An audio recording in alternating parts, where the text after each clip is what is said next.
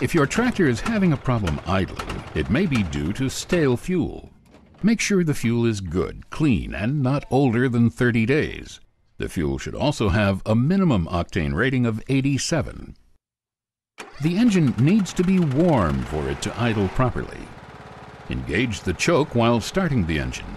Next, slowly disengage the choke until the engine maintains a smooth, steady idle. In cold weather, it may be necessary to engage the choke for a little longer, or until the engine is sufficiently warmed up. Keep in mind, the entire engine warm-up period may take up to a few minutes, depending on the outside temperature.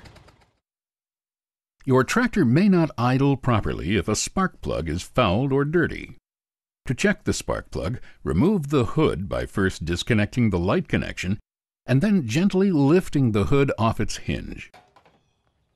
Remove the spark plug, making sure to clean off the surrounding area first.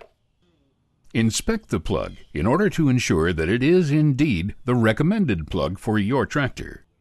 Clean off any buildup with a small brush and replace any fouled or worn spark plugs.